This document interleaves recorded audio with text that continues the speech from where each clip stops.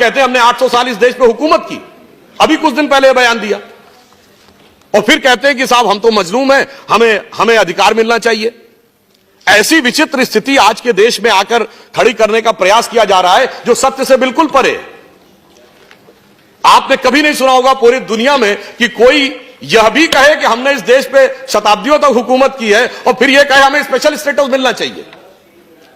मैं पूरी ईमानदारी से एक बात कहना चाहता हूं, जब यह देश आजाद हुआ 1947 में तो 567 रियासतें थी। यह बताइए आज हम माइनॉरिटी की बात करते हैं, देश की सबसे अधिक पढ़ी लिखी कम्युनिटी कौन है? पारसी, 0.1% की माइनॉरिटी है। सबसे प्रॉस्परस कम्युनिटी कौन है? जैन, 1% की माइनॉरिटी है। सबसे एंटरप्रेन्योर कम्युनिटी कौन है? सिख, 1.8% की माइनॉरिटी है। अगर इन सबको प्रॉस्पेरिटी, एजुकेशन, आगे बढ़ने के सारे अवसर मिल रहे हैं, तो माइनॉरिटी में जो प्रचंड मेजॉरिटी है उसके साथ कैसे समस्याएं विचार करने का विषय है। और जब देश आजाद हुआ बताइए कोई बौद्ध रियासत थी? नहीं। कोई क्रिश्चियन रियासत थी? नहीं। कोई पारसी रियासत थी? नहीं। एक महाराजा पटियाला को छोड़ दे तो सिख रियासतें भी नहीं थी, मगर लाइन लगा के मुस्लिम रियासतें थी। नवाब पटौदी, नवाब रामपुर, नवाब भोपाल, नवाब लखनऊ, हैदराबाद निजाम, जूनागढ़ के नवाब। फिर ऐसे हालात क्यों हो गए कि आज बाकी सब पढ़ाई लिखाई में आगे और बाकी सारी चीजों में आगे और एक ही वर्ग पीछे होता चला गया? मुझे लगता है इसमें दोष इसका भी है कि जो सियासत की गई ना, अदावत की और मोहब्बत की। किसी ने दिखाने की कोशिश की कि हमें तुमसे बड़ी मोहब्बत है, तो किसी ने दिखाने की कोशिश की कि फलां को तुमसे बड़ी अदावत है, और उस सियासत ने कहां यह पहुंचाया सभापति जी, किसी को किसी की मोहब्बत ने मारा, किसी को किसी की अदावत ने मारा, पर इस शराफत अली को सेकुलर सियासत ने मारा। इसलिए मैं ये कहना चाहता हूं, आज के इस यथार्थ को देखिए, पूरे देश में जो सामने दिखाई पड़ रहा है। ज्यादा खतरनाक बात जानते हैं क्या हो रही है? मैं सदन का ध्यान आकर्षित करना चाहूंगा कि ज्यादा खतरनाक बात यह हो रही है कि अब यह बहुत उग्र स्वरूप में आगे बढ़ने का एक प्रयोग किया जा रहा है।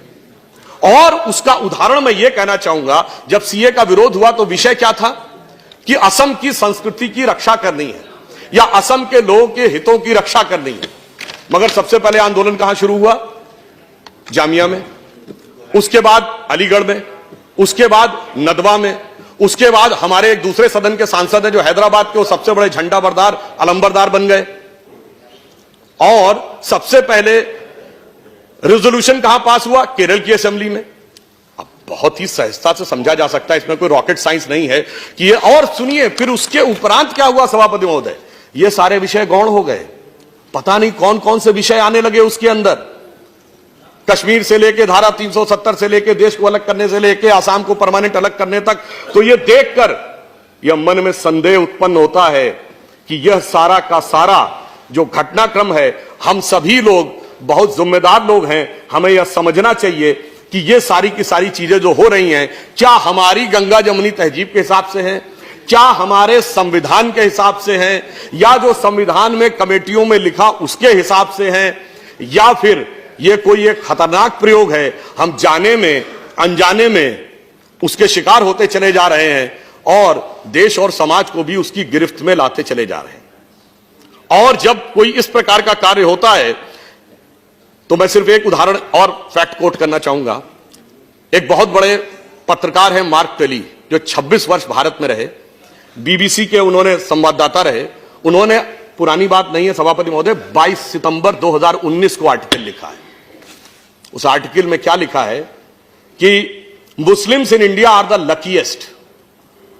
भारत में रहने वाले मुस्लिम समाज के लोग सर्वाधिक भाग्यशाली। उन्होंने उसका एक उदाहरण दिया कि मैं 26 साल दिल्ली के निजामुद्दीन इलाके में रहा, मेरे यहां से थोड़ी दूरी पर हजरत निजामुद्दीन औलिया की दरगाह थी और थोड़ी दूरी पर तबलीगी जमात का ऑफिस था।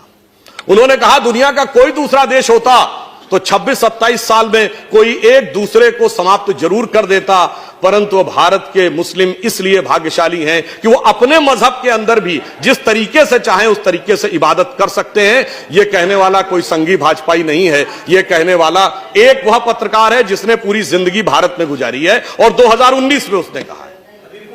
इसलिए मैं यह कहना चाहता हूं कि जो कुछ भी हो रहा है, इस पे किसी भी प्रकार का खतरनाक खेल सभी के लिए नुकसानदेह हो सकता है।